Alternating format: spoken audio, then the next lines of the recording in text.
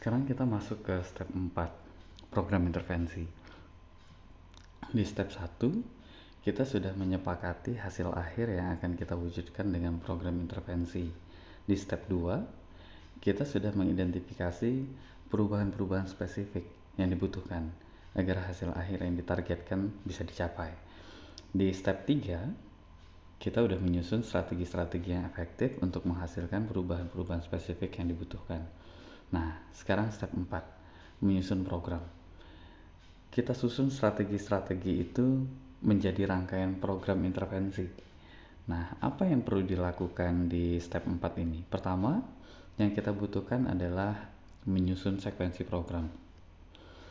Jadi, meskipun hasil akhir yang diharapkan hanya satu misalnya, tapi perubahan-perubahan spesifik yang perlu dibutuhkan agar satu hasil akhir itu bisa tercapai, biasanya ada cukup banyak.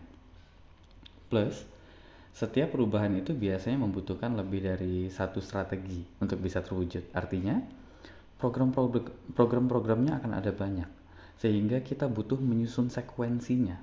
Mana dulu yang akan dilaksanakan? Misal, minggu pertama kita share video tentang gejala-gejala stroke, dan kita share di grup-grup yang ada di komunitas. Minggu kedua, kita kirimkan flyer tentang gejala-gejala stroke ke rumah-rumah warga di komunitas. Minggu ketiga, misal, kita kirim video tentang betapa pentingnya untuk segera minta diantar ke rumah sakit detik itu juga saat merasakan gejala stroke. Nah, sekuensi ini penting untuk memaksimalkan efek program, agar masing-masing program dapat diterima oleh orang-orang di komunitas pada waktu yang tepat. Setelah itu, yang kita lakukan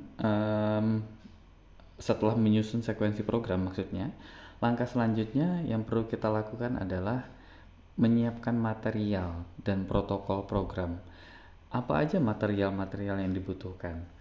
Dibutuhkan video nggak? Kalau iya, berapa banyak? Apa aja videonya? Apakah dibutuhkan flyer, artikel, dibutuhkan gambar-gambar, cerita, atau alat peraga? Atau dibutuhkan satu alat yang perlu diciptakan dulu sebelumnya? Nah, material-material itu kemudian nanti kita bikin listnya. Lalu segera dibuatkan dokumen desainnya dan protokolnya untuk dievaluasi, di feedback, direvisi, lalu disempurnakan kembali. Nah, dengan begitu, desain-desain materialnya itu bisa dipastikan sudah oke semua sebelum mulai diproduksi. Nah, jadi kan kita memproduksi material-material desain, misalnya baliho atau memproduksi flyer, itu kan biasanya yang memproduksinya bukan kita, yang mendesain bukan kita. Nah, sehingga kita perlu merancang seperti apa desainnya, supaya orang yang nanti membuatnya itu bisa membuat persis seperti apa yang kita bayangkan. Dan terkadang,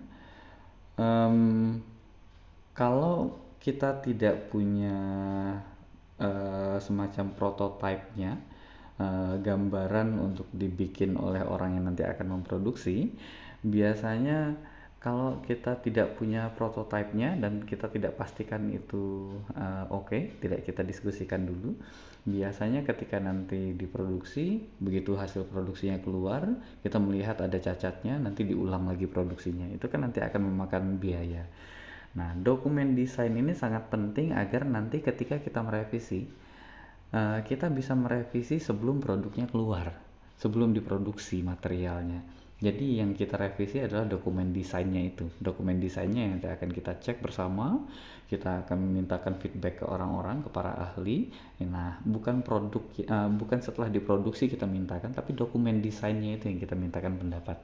Sehingga nanti ketika sudah fix, dokumen desainnya kita serahkan untuk diproduksi, hasil produksinya itu sudah seminimal mungkin errornya.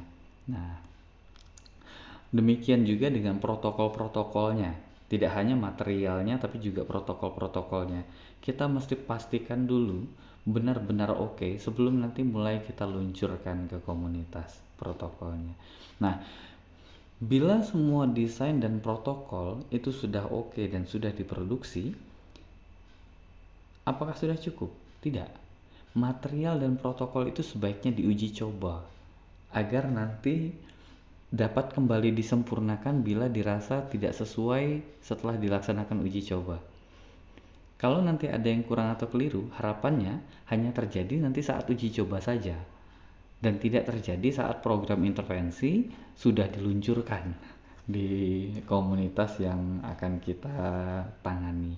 Jadi ada proses menyusun sekuensinya, lalu ada proses untuk merancang material dan protokolnya, lalu nanti ada proses untuk melakukan uji coba, baik itu uji coba material ataupun uji coba protokolnya. Nanti kita uji cobakan, nanti akan kita lihat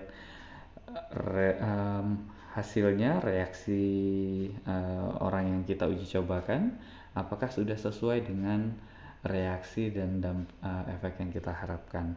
Nah, 3 ini adalah proses yang dibutuhkan untuk membuat program intervensi.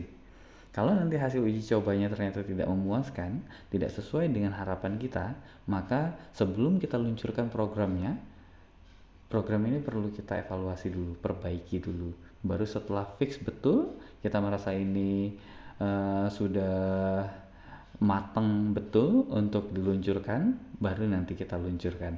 Jadi bikin program itu tidak sekedar bikin program, setelah itu langsung diluncurkan segera setelah program itu selesai malam itu, enggak. Tapi sebelum kita mulai membuat program, ada proses-proses sebelumnya yang harus kita jalankan.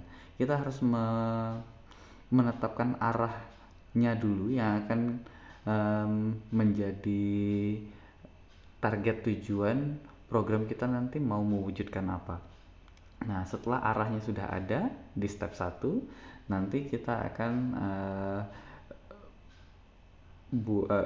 nanti kita akan susun strategi yang pas. Baru dari strategi itu nanti akan kita susun sekuensinya. Setelah sekuensinya tersusun, kita list materialnya. Setelah itu kita review, kita periksa, evaluasi apakah kira-kira material dan protokol yang akan kita jalankan ini sudah siap untuk diluncurkan atau belum. Sudah siap untuk diproduksi atau belum. Baru setelah diproduksi, kita uji cobakan agar nanti ketika diluncurkan hasilnya benar-benar bisa sesuai dengan harapan kita. Jadi intervention program itu ada proses-prosesnya, ada step-stepnya. Dan sebelum kita membuat program intervensi, ada proses-prosesnya juga sebelumnya yang mesti kita lakukan. Nah, jadi itu intervensi, membuat program intervensi. Dengan proses-proses ini, nanti harapannya ketika saat diluncurkan di komunitas, program intervensi, protokol, dan seluruh materialnya memang telah benar-benar siap untuk diluncurkan.